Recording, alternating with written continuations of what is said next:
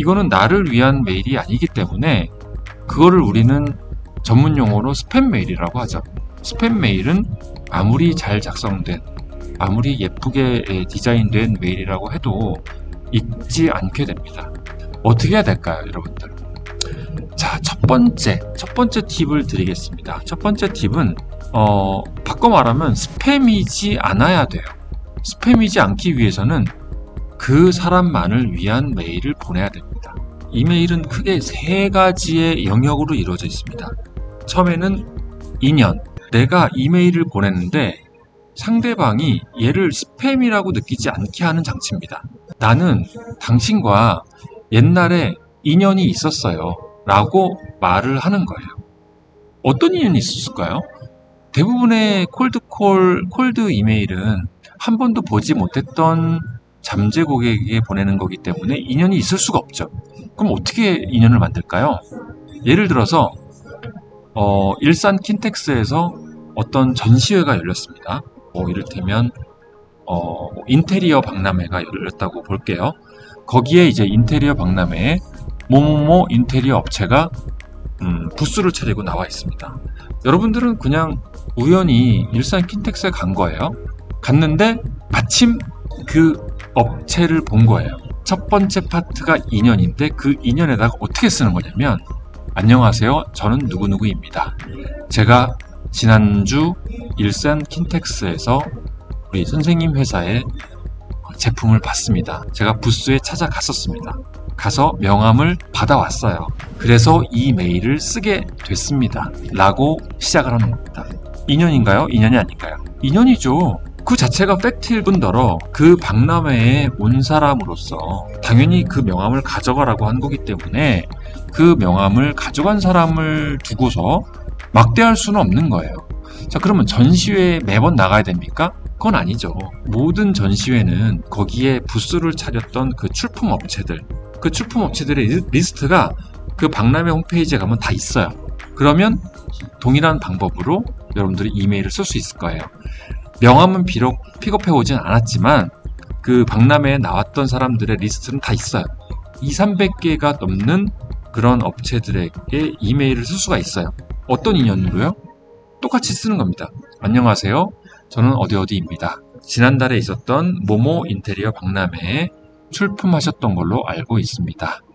제가 그래서 이 메일을 쓰게 됐습니다. 저희와 맞는 것 같고 해서 메일을 읽어주시면 감사할 것 같습니다. 라고 쓰는 거예요. 인연이 있습니까? 없습니까? 인연이 있죠, 당연히. 인연 만들면 돼요. 그러면 전시회에 안 나왔던 회사는 안 되나요? 아니죠. 어떤 회사가 신문에 이렇게 나왔어요. 나올 수 있잖아요. 그 기사를 보고서 메일을 쓸 수도 있습니다. 그죠?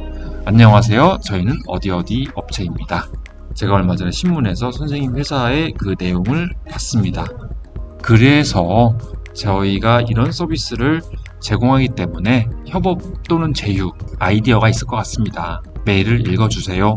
또 이제 밑에 쭉 나오는 거죠. 인연이 있습니까? 없습니까? 있습니다. 강하진 않지만 조금은 있어요. 이렇게 여러분들이 이메일의 첫 파트에 그 회사와 우리 회사가 조금이라도 인연이 있다라는 것을 적어주는 게 굉장히 중요합니다. 그냥 쓰는 거 스팸이에요. 하지만은 이렇게라도 어필을 하게 되면은 적어도 읽어주기는 할 거예요. 그냥 보내는 것보다는 확률이 2배, 3배는 훨씬 올라갈 거예요. 제안서를 아무리 예쁘게 담아서 보내도 읽지 않으면 아무런 소용이 없다고요. 그죠? 그래서 우리의 첫 번째 목표는 어떻게든지 간에 그 상대방이 이 메일을 읽게끔 하는 겁니다. 읽게끔 하는 거예요. 읽게 만드는 게 제일 중요해요.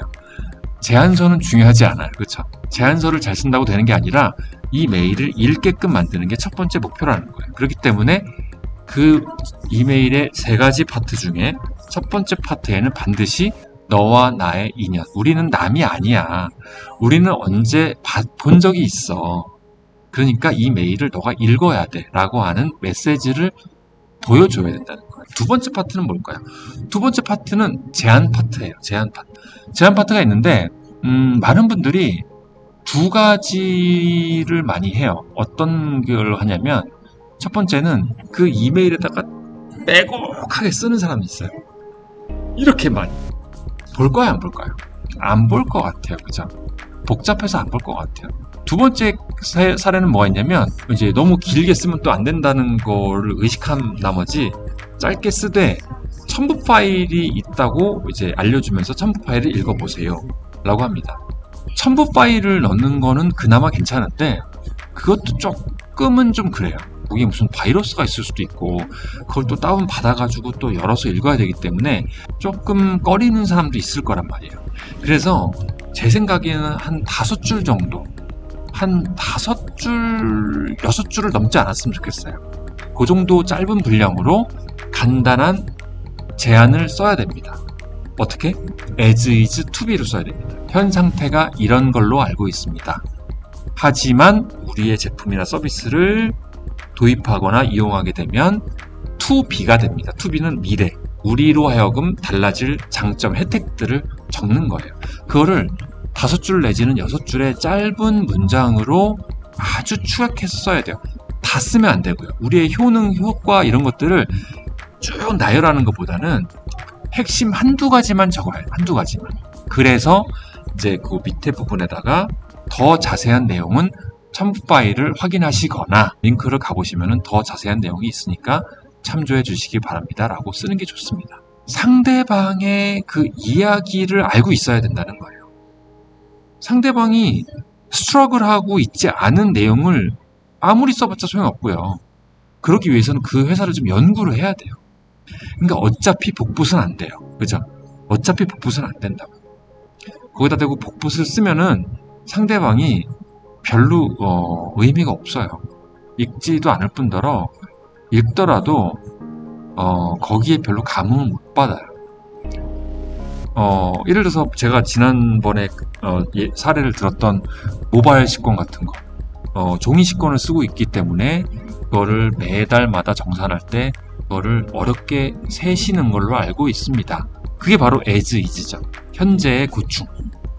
그렇다면은 우리 제품을 쓰시게 되면, 우리 제품은 모바일 식권 서비스이기 때문에 이걸 도입하면은 식권을 세지 않아도 됩니다. 왜냐하면 우리는 실시간으로 그것이 다 카운트가 되기 때문에 그런 세는 시간을 없애드립니다 라고 쓰게 되면, 메일을 쓸 때는 우리 제품의 장점이나 뭐 혜택들을 막 쓰는 게 중요한 게 아니라 그 상대방 회사가 뭐를 불편해하는지를 알아야 돼요.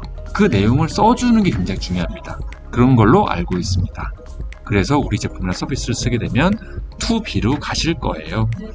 그러니까 메일을 보내는 게 쉽지는 않겠죠. 그죠? 그 회사의 그 사정을 좀 알아야 되기 때문에 그런 겁니다. 그죠? 아무튼 세 번째 파트는 뭐가 있을까요? 세 번째 파트는 call to action입니다. 상대방의 액션을 하게끔 만드는 콜이에요. 콜을 던져야 돼요. 상대방으로 하여금 어떤 행동을 할 수 있게끔 유도를 하는 콜을 던지는 거예요. 이를테면 뭐가 있죠? 자, 제가 여기다 링크를 걸어 드릴 테니까 이 링크를 꼭 한번 가보세요. 가격이 궁금하시죠?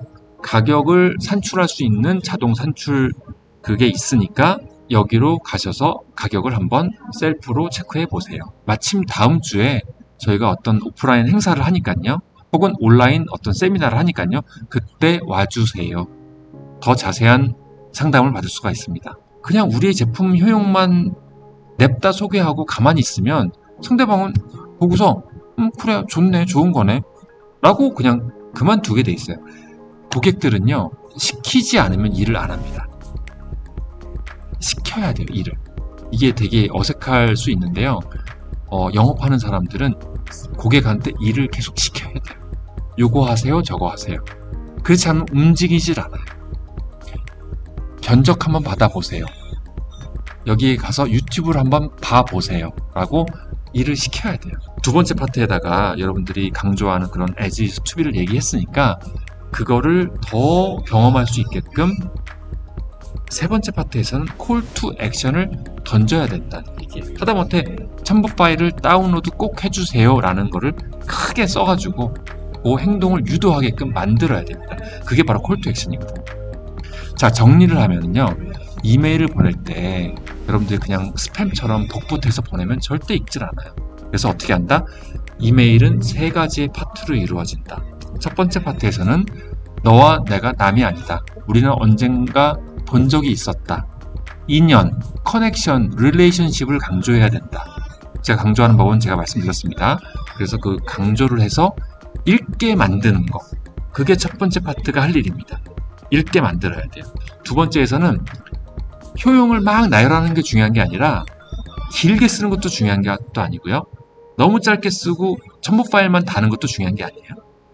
6줄 정도의 짧은 내용으로 잡아야 돼요. 그 사람을. 어떻게 잡는다? as is to be. as is를 알아야 돼요. 그 사람들의 고충을 알아야 돼요. 그거를 안 다음에 우리의 제품이나 서비스를 제시해서 to be를 보여줘야 되는 거예요. 고충을 아무리 우리가 파악해도 100% 알 수는 없겠죠. 그들의 그 깊은 그 뜻을. 하지만은 적어도 내가 그 산업에 대해서 연구를 좀 했다면 어느 정도는 알 수 있기 때문에 그게 가능합니다. 그리고 마지막 세 번째 파트에서는 콜 투 액션을 달아서 도망가지 않게, 그냥 메일을 닫지 않게 만들어야 된다는 거. 이런 식으로 메일을 쓴다면요, 여러분들 지금까지 그냥 쓰던 것과는 아마 적어도 2배, 3배, 4배의 확률로 클로징 웨이트는 올라갈 겁니다. 메일을 보낼 때는 이 세 가지 파트 유념해서 보내시기 바랍니다. 제 영상이 조금이라도 도움이 되셨다면 또 좋아요와 구독 부탁드리겠고요. 다음번에 또 더 좋은 영상으로 찾아뵙겠습니다. 감사합니다.